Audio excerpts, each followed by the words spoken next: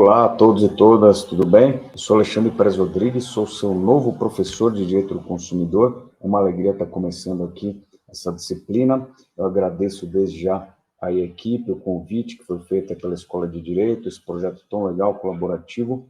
E o Direito do Consumidor aí vai servir para quem não viu a matéria, ou viu de maneira rápida, ou tem muitas dúvidas, algumas deficiências. A gente vai fazer aí essa formação dos sonhos falando de direito do consumidor. E vai ser um prazer estar aqui contigo. A ideia é fazer mais ou menos 12 aulas. A gente pode dividir essas aulas em partes, parte 1, parte 2, parte 3, a depender aí do tamanho do tema. As aulas vão ser expositivas, seguindo a ideia desse projeto, do curso, né? São aulas colaborativas, são formação complementar aí ao que vocês têm na faculdade, nos cursinhos. Então, as aulas vão ser expositivas, eu não vou usar slides, a gente vai ter esse bate-papo, e eu vou usar essa tarjetinha aqui embaixo, né? Essa tarjetinha aqui, para dizer o momento que a gente está da aula, né? Então, não estranhe se eu começar a ficar quieto e fazer aqui uns barulhinhos de mouse, que vai ser o que eu estou mudando aqui, o que eu estou alterando nessa parte de baixo, né? Para vocês saberem em que momento que a gente está da aula, certo? Então, me apresentando novamente, eu sou Alexandre Pérez Rodrigues, advogado aqui em São Paulo, eu sou mestre em Direito do Estado pela USP, falei de serviços públicos, que é um tema aí que tem esse direito do consumidor, ainda que eu tenha falado sobre o viés de direito administrativo e tal, mas eu sou especialista em direito do consumidor pela Damaso, e eu estou pesquisando esse tema de serviços públicos aí pelos dois viés, direito do consumidor e direito administrativo, por um bom tempo. Eu também estou na comissão da OAB Jabaquara, aqui em São Paulo, de direito do consumidor, estou na comissão de direitos humanos, e eu tenho uma experiência aí, advogo há um bom tempo com o direito do consumidor, para poder trazer também aí um olhar mais prático, um olhar do dia a dia, aqui no que a gente pode falar, então, de direito do consumidor. Então, sem mais delongas, agora a gente vai falar na aula de hoje, essa aula introdutória, a gente não vai falar tanto assim do CVC, porque, antes de tudo, nós precisamos entender quem que é o consumidor, o que que é o consumo, né? Qual que é essa ideia de consumo, de onde ele surgiu. E daí as palavras-chave aqui que eu vou mencionar são as seguintes: Revolução Industrial e Massificação. Vamos lá, então. Revolução Industrial. O que que foi a Revolução Industrial, né? Foi uma nova forma aí de circulação de mercadorias, uma nova forma de regulação das atividades econômicas, e surgiu aí nos anos 1800 e seguintes, transformou aí uma ideia anterior aí mercantilista, que seria a ideia de manufatura, para transformar então no paradigma industrial, produção em larga escala de bens, produtos e também de serviços, né? Então a gente pensa no seguinte: é uma mudança de paradigma, uma mudança aí na estrutura dos agentes econômicos, na circulação de mercadorias, e começa a partir daí então surgir a ideia do consumo em substituição a um paradigma anterior aí, vamos dizer, de manufatura, né? Então, qual que é esse paradigma anterior? Para isso, eu vou trazer um exemplo, uma atividade que eu não sei se você tem por aí, onde você mora, mas que, se você tivesse, pode mencionar, que é a atividade do alfaiate. Você conhece algum alfaiate? Você trabalhou já com algum alfaiate? Se você conhece, o pessoal que tem menos idade ainda, isso vai ser curioso, é necessário. Por quê? Porque o alfaiate é exatamente um bom exemplo desse paradigma aí de manufatura. Ou seja, o alfaiate é aquele que fazia as roupas sob medida.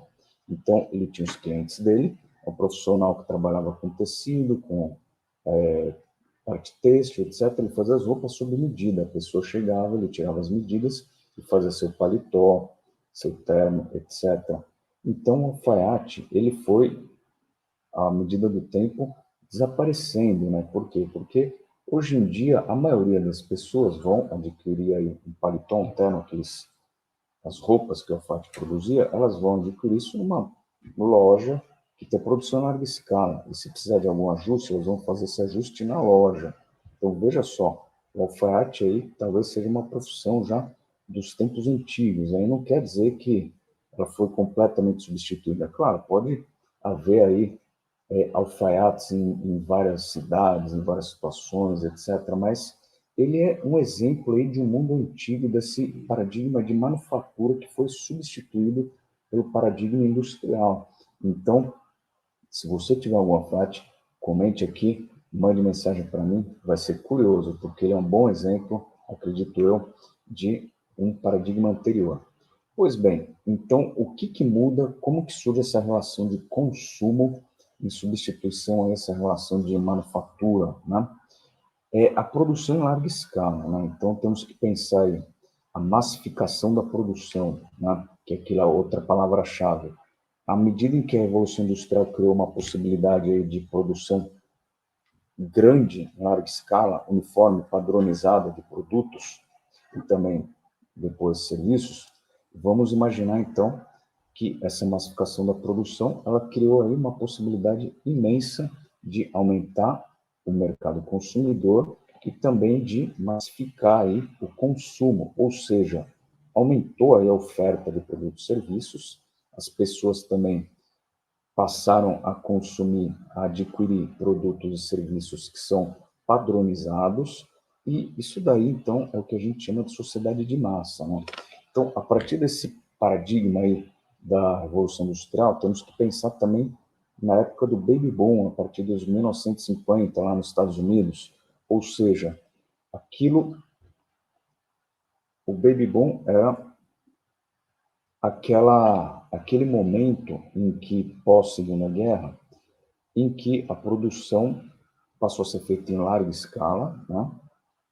E os costumes, os produtos, o modo de vida, o American Way of Life, ele foi então traduzido aí numa uniformidade. Então as pessoas passaram a adquirir produtos hoje de maneiras, vamos dizer, fomentadas aí pela publicidade, pelos costumes, etc., para ser aí uma sociedade de massa, ou seja, uma padronização, uma uniformização de tudo que é adquirido no mercado. Então, esse baby boom, esse 1950, essa época aí, a gente pode lembrar então do hambúrguer, do milkshake, foram coisas que foram aí criadas ou pelo menos difundidas em larga escala nessa época, passaram então a fazer parte aí do dia a dia das pessoas aí, do que as pessoas consomem, do que as pessoas gostam, dos interesses, do entretenimento.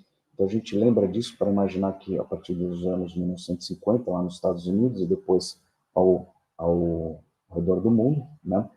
Como uma característica e um braço do capitalismo, então as pessoas passaram a agir de uma maneira como consumidores, ou seja, elas adquirindo produtos de maneira produtos que existiam em larga escala e passando então a adquirir e agir esses produtos de maneira uniforme, a sociedade de massas, né?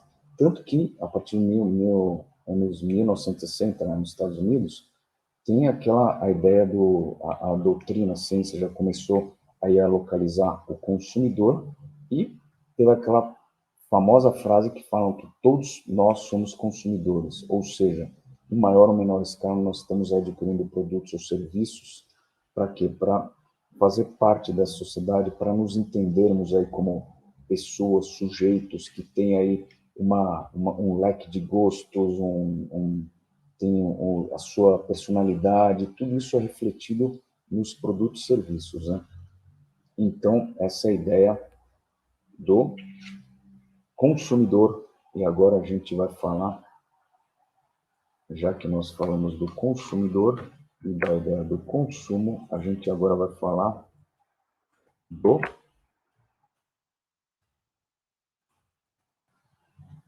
direito do consumidor. Aonde que o direito entra nisso, né? Já antecipando um pouquinho, vocês vão ver que o direito do consumidor ele tem um duplo viés, ele é um direito fundamental e também é um direito aí ligado às atividades econômicas, né? Então, pensando aí nesse viés econômico, que está ligado à Revolução Industrial, o baby boom, a massificação, o direito vai ter que regulamentar, né? Ele vai regulamentar fazendo o seguinte, ele vai definir o que é consumidor, ele vai localizar o consumidor aí numa classe de direitos, né? E a gente tem que lembrar aí das aulas de processo civil, das aulas de direito constitucional, para quê? Para a gente trazer a ideia, então, do processo coletivo. Por quê? Porque a ideia de massificação já traz a própria ideia da coletivização desses direitos, né? Então, fazendo um paralelo com o processo civil, das ondas inovatórias do processo civil, vamos lembrar lá que uma dessas ondas inovatórias foi a ideia, eles detectaram, visualizaram que existia uma classe de direitos que eram coletivos, ou seja, eles podiam ser levados, podiam ser ajuizados, podiam ser aí levados à frente para uma grande quantidade de sujeitos que estão nas mesmas condições, né? Esse é o caso do consumidor, trazendo outros exemplos aí também, o direito ambiental, o direito dos idosos, tal. São direitos que são aí padronizados no sentido de que o processo, pensando em processo civil, o processo vai ter aí várias pessoas agindo de maneira conjunta para reivindicar seus direitos, né? Então, essa ideia das ondas inovatórias dos direitos coletivos. E o direito consumidor ele está exatamente aonde? Ele aí é um direito coletivo e ele está ligado, então, à ideia das gerações ou dimensões de direitos. Por quê? Porque isso daí é direito constitucional e direitos humanos, que temos que também fazer um paralelo. Se formos pensar nas dimensões de direitos, a primeira, a segunda, a terceira, e depois tem os autores falando da quarta, quinta, vamos lembrar que a primeira são os direitos civis e políticos, as liberdades negativas, o segundo, os direitos sociais, culturais, econômicos, e o terceiro, os direitos coletivos, né? Então, aí surge a dúvida, onde que estão o direito do consumidor? Porque ele tem um viés econômico, também um viés de direito fundamental da pessoa, ligado aí à personalidade, né, da pessoa agindo como nos seus gostos e direitos como consumidora, mas onde que ele está exatamente? Qual dessas gerações? Ele está na terceira geração dos direitos humanos. Por quê? Porque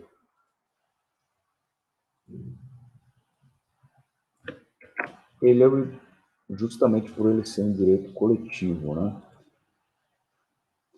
Então, ele é um direito coletivo porque ele está ligado à massificação da sociedade de massas, e por causa disso, então, a sua dimensão é coletiva. Então, ele tem um aspecto tanto de primeira geração como de segunda geração, mas ele se traduz aí numa ideia de direito coletivo, porque ele reflete, então, um outro tratamento, uma outra visão desses direitos, que é um direito que vai refletir em toda a sociedade, né?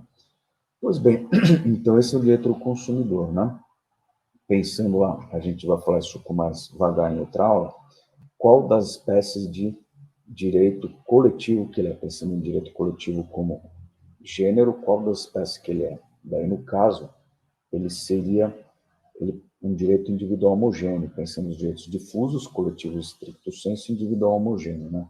Por quê? Porque a gente vai ver isso mais para frente, mas ele não tá ligado a uma ideia aí de você não localizar os sujeitos, você localiza o sujeito consumidor. Só que o caso dele é muito parecido com o caso de outra pessoa, por isso que traz essa ideia de coletividade que ele vai poder reunir aí seus interesses numa ação judicial e também entrar com esse processo coletivo. Veja só, vamos pensar no exemplo. Você adquire um telefone celular que tem um defeito de fábrica, um iPhone XYZ.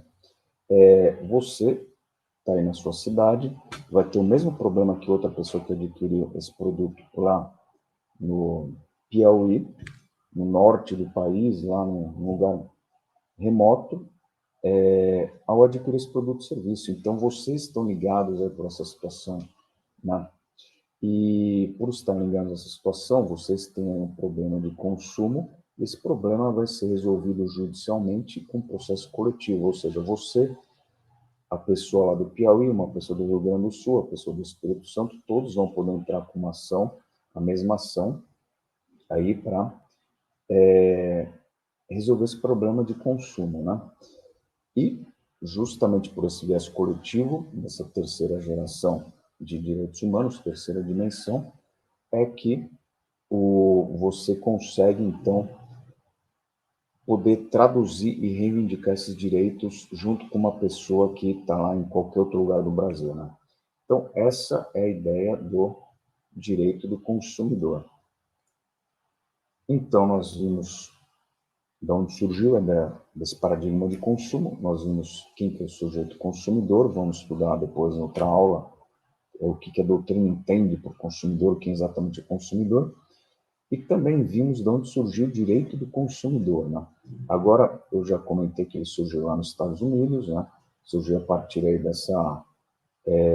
dessa nova visão aí sobre alguns direitos, sobre o processo civil, como tratar algumas demandas de forma uniforme. E agora a gente vai entender como ele foi trazido para o nosso ordenamento, né? Então, eu havia comentado que a gente vai focar mais no CDC, que é o núcleo, é o grosso do direito do consumidor, mas não se esqueçam que o direito do consumidor, justamente porque ele faz parte da terceira dimensão dos direitos humanos, ele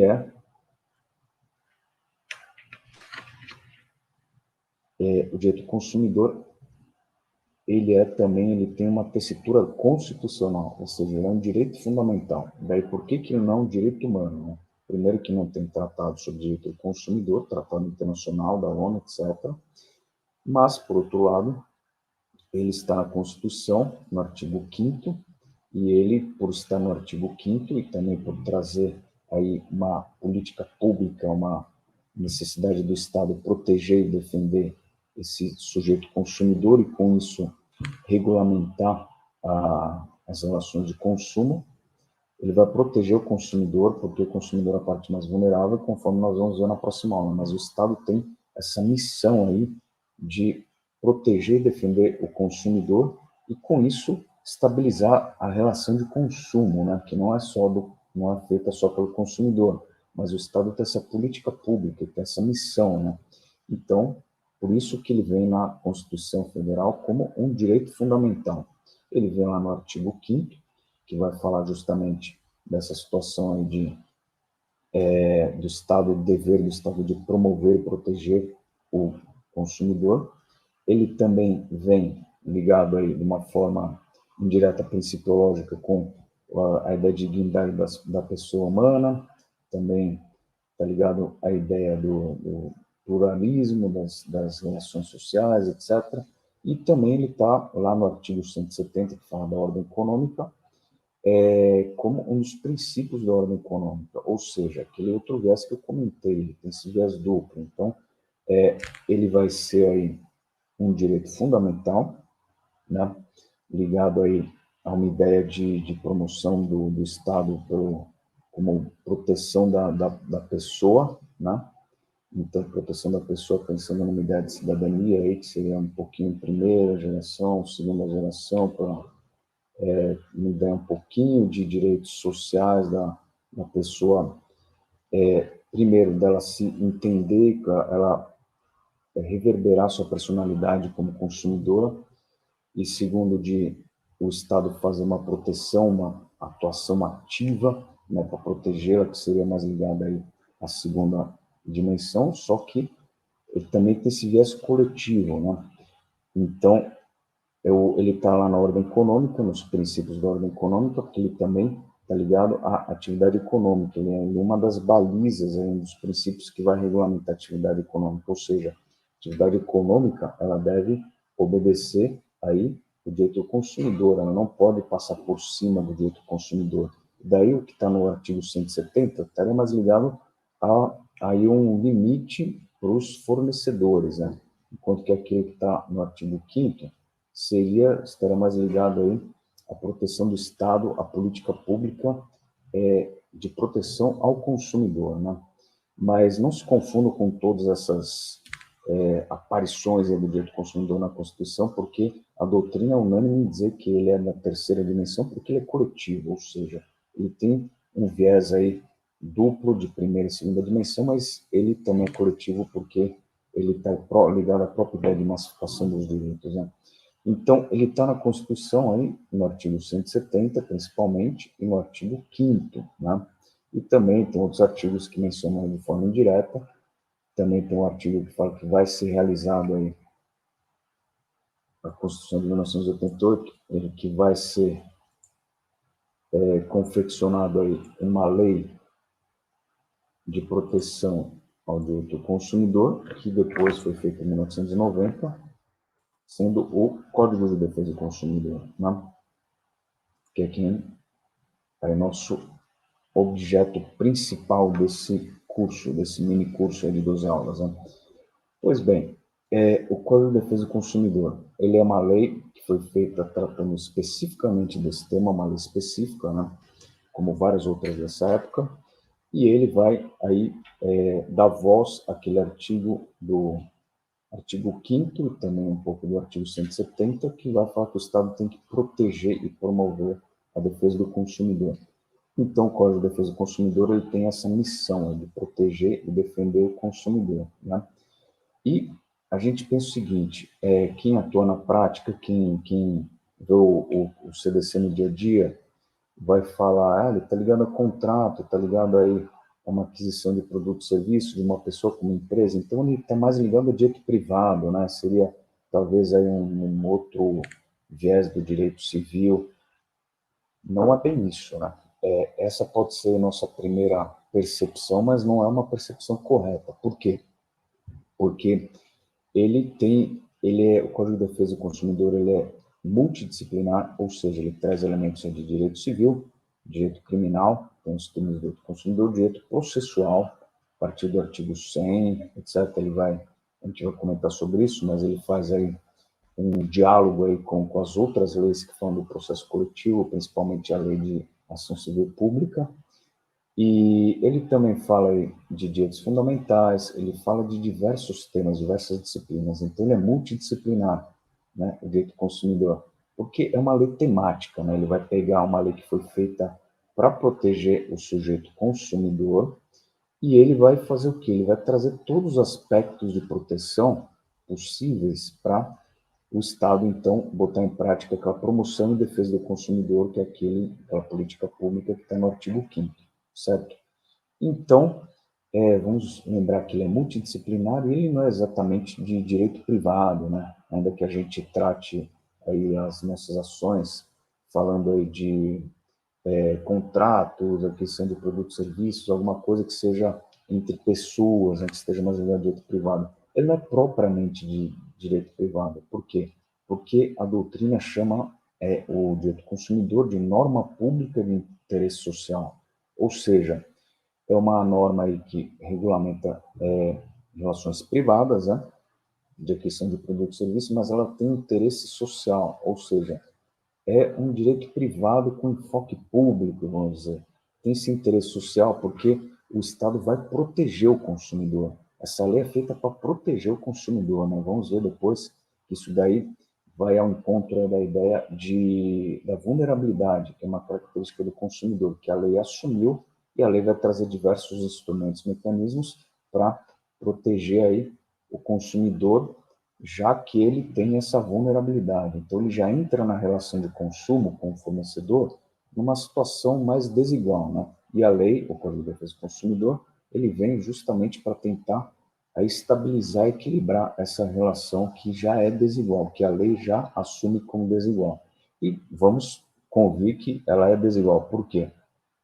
Porque quando vamos adquirir um produto ou serviço nessa sociedade de massa, né, às vezes não temos opção, né? Então temos duas ou três opções aí que está ligada à livre iniciativa, né, de livre competição. Então você vai ter algumas possibilidades, mas você não vai poder, vamos dizer, customizar o seu produto ou o seu serviço, né, salvo algumas hipóteses. Isso vem mudando hoje em dia, mas ainda não descaracterizou, né?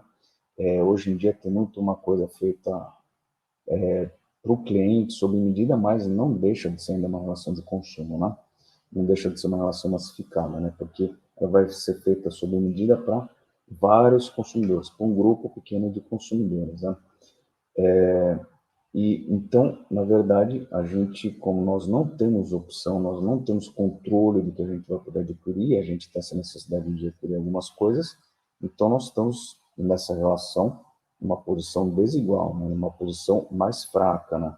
É a ideia de vulnerabilidade que a gente vai explorar nas outras aulas.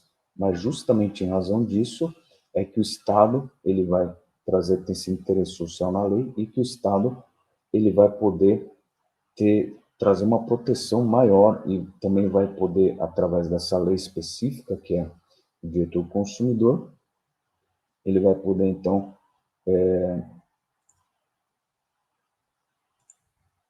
fazer a missão dele, que é proteção e defesa do consumidor. E vamos lembrar também que, por ser uma lei temática, o direito do consumidor, assim como o ECA, da criança e adolescente, do idoso, do deficiente, né, são as pessoas que o Estado, o grupo de pessoas que o Estado protege aí, por meio dessas leis, desses instrumentos, das políticas públicas. Vamos lembrar que ele faz parte também de um microsistema coletivo. O que é isso? O que é um microsistema coletivo? Você já deve ter ouvido falar disso, né? É um sistema de várias normas que dialogam entre si e que elas vão buscando aí referência uma na outra para criar uma teia, uma rede aí normativa que vai proteger da melhor forma o sujeito que está relacionado a essas leis. Então, veja que o microsistema coletivo ele vai trazer principalmente na parte processual, a lei da ação civil pública, se relaciona com a lei da defesa do consumidor e outras leis, vai trazer todas as normas que vão lidar com essas situações de processos coletivos, né? Então, vejam que há dispositivos nessas leis que conversam entre si, até há uma teoria do diálogo das fontes, que é uma teoria desenvolvida aí que traz a ideia de que a norma mais benéfica vai ser aquela que vai prevalecer, nesses casos, né? Quando houver dúvida sobre a aplicação, etc., ela também traduz essa ideia de microsistema coletivo. Por quê? Porque, ao contrário de um código de processo civil, que regulamenta todo o processo civil, não tem um código de processo coletivo. Então, esse microsistema coletivo ele vai trazer várias leis, dentre elas está o Código de Defesa do Consumidor, para fazer aí toda essa rede normativa e proteger da melhor forma. Mas não se esqueçam que o Código de Defesa do Consumidor é uma lei autossuficiente, né? Ou seja, ela por si só traz os mecanismos, as possibilidades para proteger o sujeito consumidor, né? Então, isso a gente vai ver com mais vagar em outras aulas, mas saibam que os instrumentos, os direitos fundamentais, as políticas públicas de direito do consumidor constam todos lá no CDC, no nosso querido Código de Defesa do Consumidor. Então, a aula que vem a gente vai falar finalmente quem que é esse consumidor, quem que é fornecedor do produto e serviço. Então, estejam comigo. Se vocês tiverem alguma dúvida, não esqueçam de mandar aí no meu Instagram, comentar. E não esqueçam de curtir o canal e eu agradeço a atenção. Muito obrigado. Até mais.